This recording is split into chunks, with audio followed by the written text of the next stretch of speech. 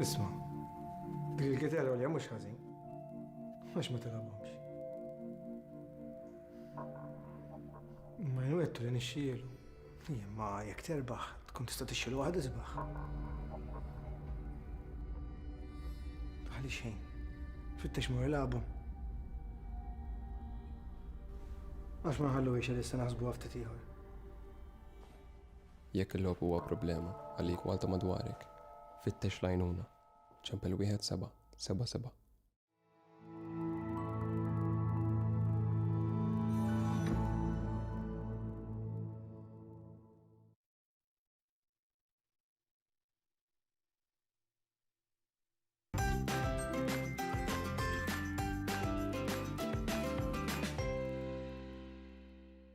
Kif qed itir il-ħin wasalna kważi biex nikkonkludu l-programm mhux qabel ma nilqgħu il-mistieden li qiegħed ikun regolari magħna kull 15, allura nilqa' magħna fuq is-sufan lil Kane Said li ġej mill-Fondazzjoni Lob Responsabbli u bħalissa għaddejja kampanja interessanti immens biex forsi insiru ftit aktar konċi, aħna dejjem nkunu nafu x'irid isiru x'nistgħu nagħmlu, però kemm importanti meta kultant tibda tara ċertu affarijiet li jkunu qishom feelers u jġaluna niġu f'sensina speċita ta' dak li nkunu qegħdin naraw kif aħna kejn. Nisab tajjeb. Nsellimlek Angela u nsellem lit-tim kollu wara l-produzzjoni ta' Niskata. Grazzi. Iva, llum nixtieq niddiskuti daqsxejn dwar is-sintomi li iwasslu għal patoloġija fl-ivvizzjat. Għandek is-sintomi naqsamhom fit-tnejn, għandek il-kilba jew inkella l-ħsibijiet kontinwi li l-persuna jgħaddu minn moħħu viżavi il-lob, ħsibijiet li sfortunatament ixekkluh lill-individwu mill-qadi ta' ħajtu ta' kuljum, ixekkluh mir-relazzjonijiet ma' wliedu, mal-maħbubin tiegħu, ixekkluh mill-attenzjoni fuq il-post tax-xogħol. Imbagħad fejn il-persuna tħalli dik il-kilba dawk il-ħsibijiet jaffettwawlu ħajtu fis-sens. Qisu meta għandek il-xi ħadd ifesfislek f'udnejk il-ħin kollu u li tixtrilux dik il-ħaġa, dik il-ġugarell, xi ħaġa bżonn juża lit-tifel tiegħek tixtrilux, anzi murhom fuq dawk il-flus fil-lob. Ħalli tixxilu xi ħaġa ikbar minn dik li jrid. Sfortunatament dawn is-sintomi iwasslu għal patoloġija kif qed fil-bidu. Patoloġija meta il-persuna jitfa' il-lob, il-vizzju tal-lob tiegħu l-ewwel ħaġa qabel kull ħaġa oħra f'ħajtu. Qabel uliedu, qabel il-familja, qabel ix-xogħol, qabel id-delizzji oħrajn tiegħu, jiġifieri isir qisek inħobb niddiskrivija bħala ssir skjaf tal-vizzju tiegħek.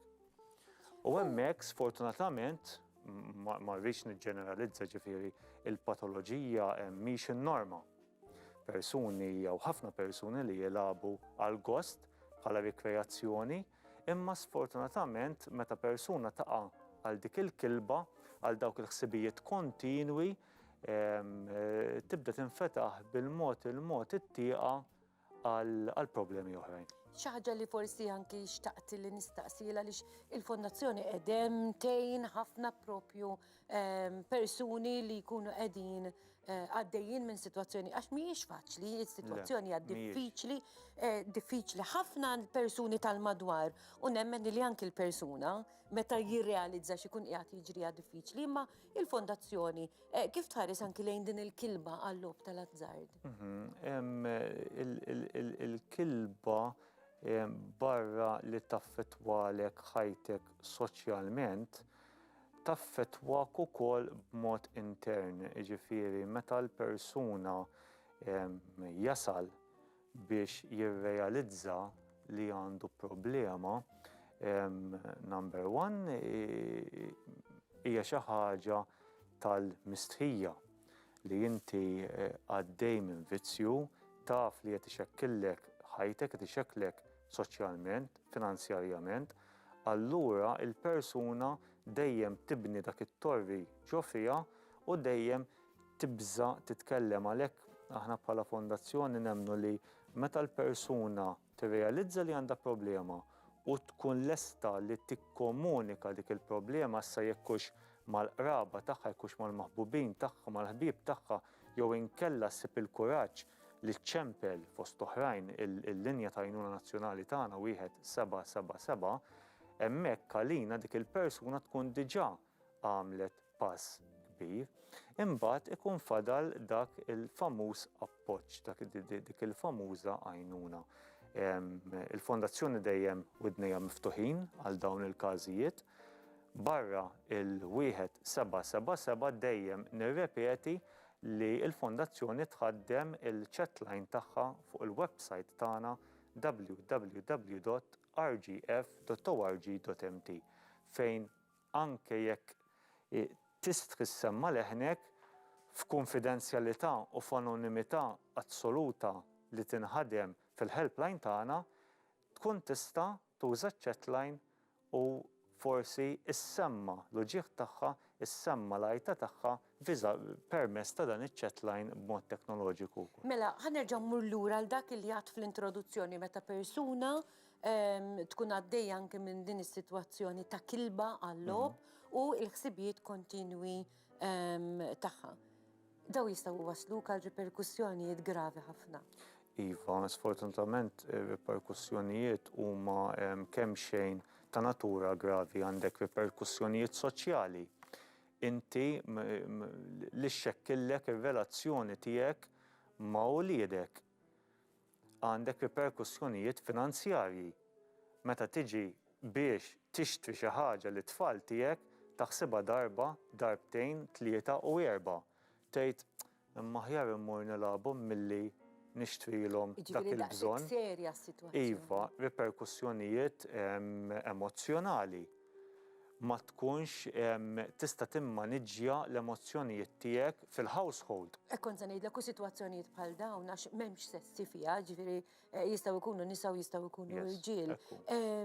Jirrealizzaw biha l-partijiet l-oħra tal-familja u kif għandna nirreaġixxu anki fil-konfront ta' persuni li jkunu qrib tagħna u li nkunu nafu li għandhom il-vizzju tal-lob. Iva, normalment meta persuna tkun għaddejja mill-vizzju, il-persuni tal-madwar jindunaw b'tibdil ta' rutini u tibdil ta' atteġġjament. Kif għandna napproċċjaw lill-maħbubin tagħna li jkunu għaddejjin minn tali problema? L-ewwel ħaġa għandna nikkalmaw is-sitwazzjoni. Għandna nużaw body language adattat li nħarsu fl-għajnejn waqt id-diskussjoni, li niddeskrivu minn xiex inti għaddej, minn xiex aħna għaddejjin, niddeskrivu wkoll il-riperkussjonijiet. Iġveri dawn huma kollha daqsxejn ta' tattiċi żgħar li fl-aħħar mill-aħħar jagħmlu d-differenza. Hija sitwazzjoni sensittiva ħafna f'ambjent sensittiv, allura rridu noqogħdu attenti mhux inkomplu niggravaw is-sitwazzjoni. Xi ħaġa oħra li forsi xtaqt inwassal u naqsam. Din niddiskutuha kważi kull darba li jkun qiegħataw anki il-kejn fil-programm tagħna, però kemm importanti il-kunċett tal-lob responsabbli allura għaliex meta hemm fine line bejn ir-responsabilità u bejn allura naturalment meta persuna tibda tiġi għall-kilba anki għall-lob. Barra mill-issues mentali li qed nitkellmu fuqhom li fosthom nixtieq naċċenna ftit il-kwistjoni tal-cognitive distortion. Cognitive distortion x'inhi?Ivvizzjati patoloġiċi jibgħatu ħafna minnha li inti tibda timmaġina affarijiet li mhumiex reali. Mela jiena nibda nimmaġina li se nerbaħ ammont kbir ta' flus nagħti ħajja aħjar lil uliedi. U dan huwa sintomu komuni ħafna mhux veru f'sitwazzjoni. Nixxi karozza iżbaħ ikolli ħajja aħjar, dawn il-cognitive distortions inti jkollok l-immaġinazzjoni u r-realtà, il-linja li tissepara tibda tkun daqsxejn imċajpra. Il-fondazzjoni nirrepeti tifhem din is-sitwazzjoni permezz tal-Għajnuna Nazzjonali tagħna 1777 nifhmu, nisimgħu u nagħtu l-appoġġ kollu neċessarju permezz tal-ħaddiema professjonali tagħna.